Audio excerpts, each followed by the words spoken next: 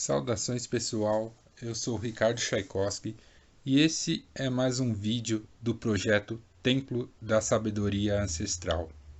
O Templo da Sabedoria Ancestral ele é um templo voltado à gnose e às práticas de magia brasileira, cujos pilares fundamentais são a quimbanda e o xamanismo. Mas, mesmo assim, nós estudamos outras linhas, outras vertentes, e nós temos aí a meta aí de nos especializarmos em diversas correntes espirituais que foram fundamentadas, edificadas ou que prosperaram em território brasileiro, em território nacional. Caso você queira fazer parte desse projeto, basta se inscrever aí no botão Seja Membro, que você terá acesso a uma enorme quantidade de materiais, a vídeos exclusivos, a lives exclusivas sobre esses temas: gnose brasileira, magia brasileira, quimbanda, xamanismo e outras coisas.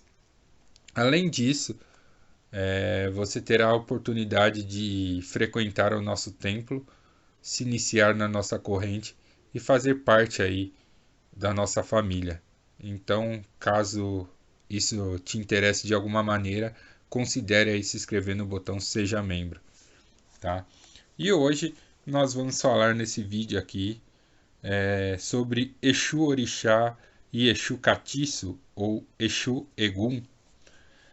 Essa é uma questão que os membros das religiões afro-brasileiras eles já têm isso bem fundamentado na cabeça, eles já transcenderam muito essas questões, mas que as pessoas que estão iniciando ou as pessoas de fora desses cultos ainda possuem algumas dúvidas.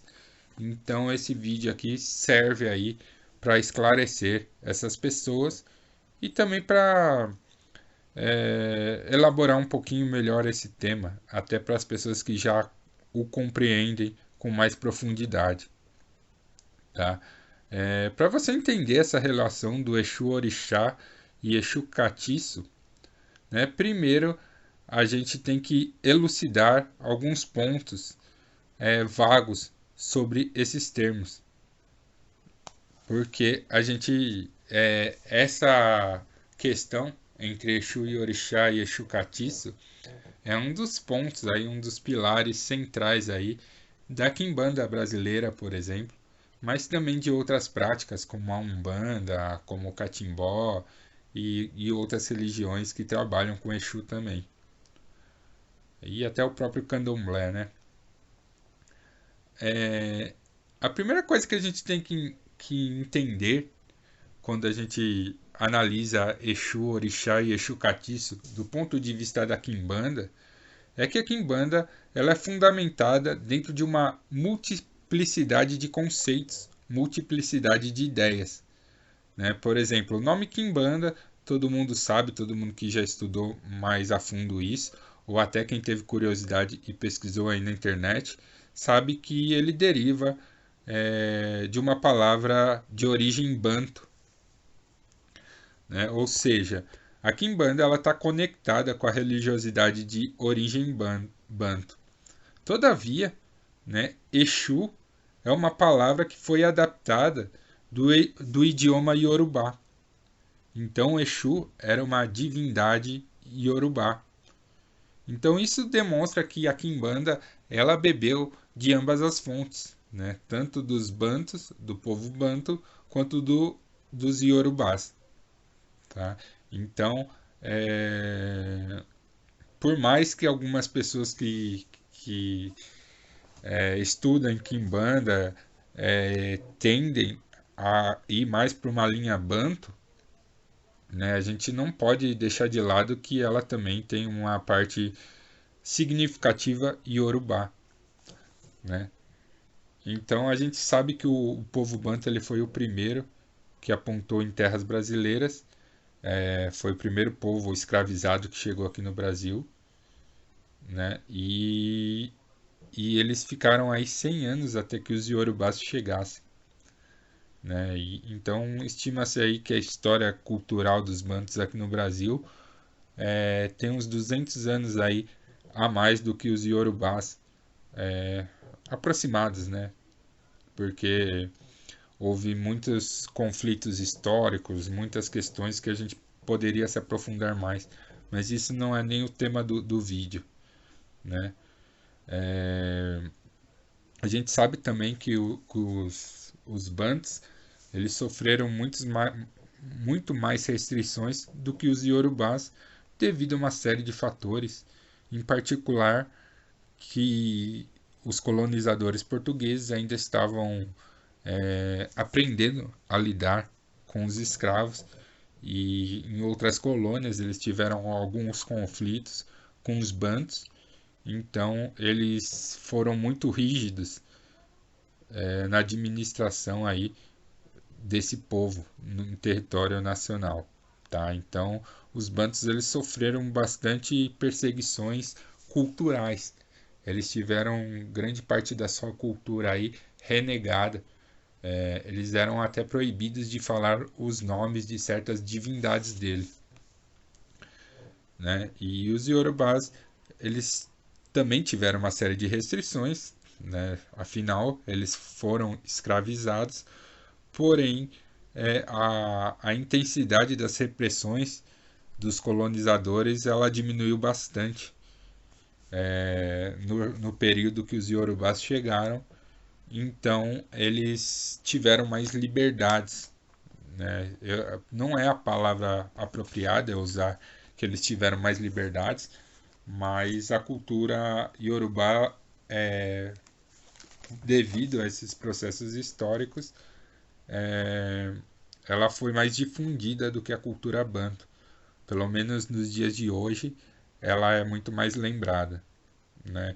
Então, é, os nomes das divindades iorubás eles entraram para os anais da história do Brasil e entre eles o nome Exu, né? Os bantos tinham uma divindade correlata que era Aluvaiá, né? Era bem correlato a Exu, logicamente dentro aí de uma liturgia banto, dentro de uma mentalidade de uma cosmovisão banto, né? Que é diferente da Yorubá, mas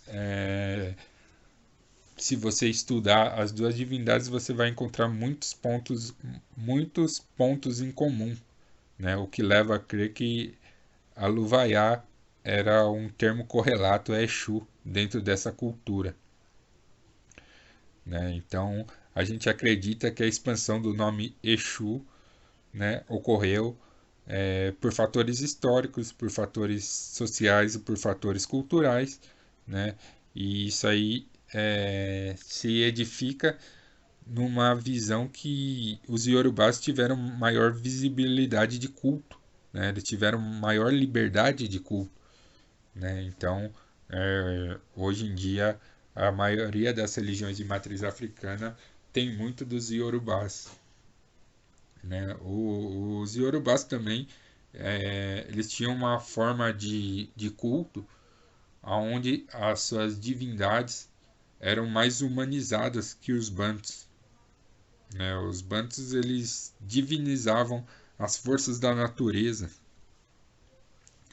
né? E os iorubás eles tinham um culto mais ancestral no sentido de que eles acreditavam que os orixás tiveram uma vida material e eram seus ancestrais, né? Os bantus tinham uma visão um pouquinho diferente, né? Então, há quem acredite também que o culto dos Yorubás era visualmente mais bonito do que os dos Bantus.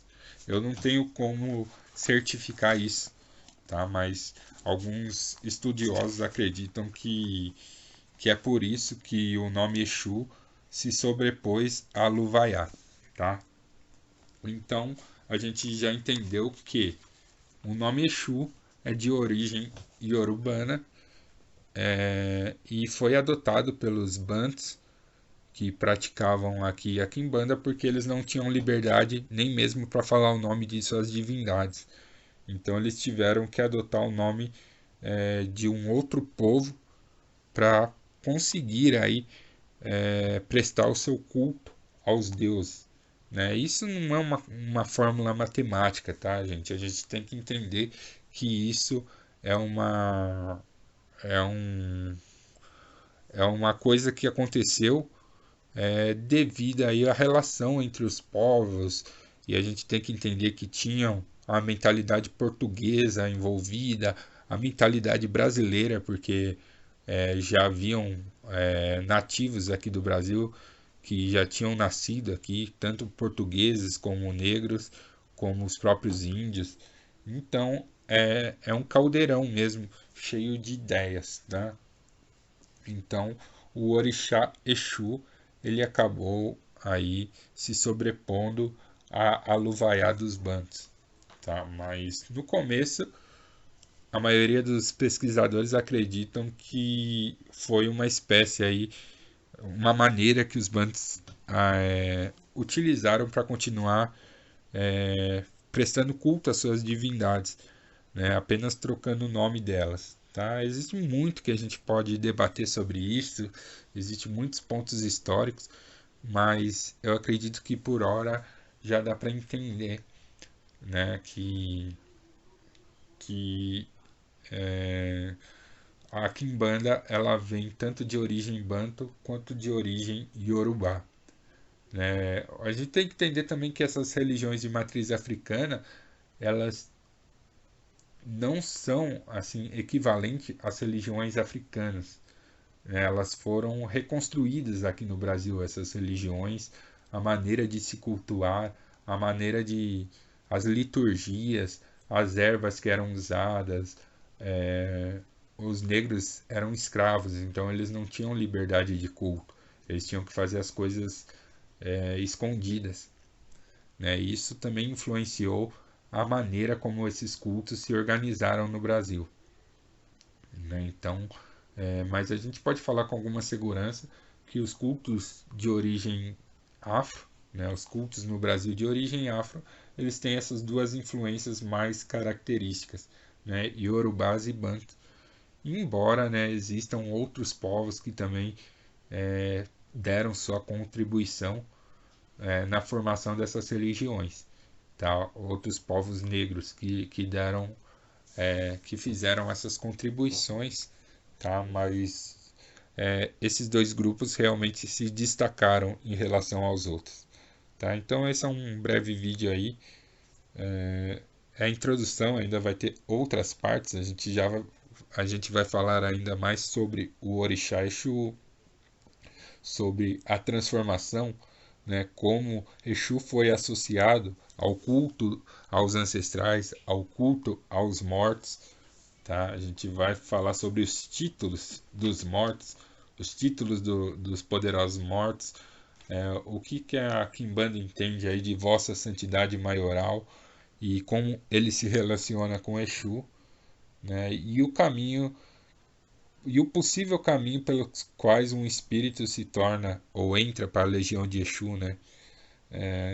Nos próximos vídeos aí a gente vai tocar nesses temas, tá? Mas por enquanto eu dei uma breve introdução aí sobre a cultura iorubana e os bantos, tá bom? Sou Ricardo Tchaikovsky. Lembre-se aí, se você gosta desses temas, de se inscrever aí no botão Seja Membro e entre para nossa família. Força e honra.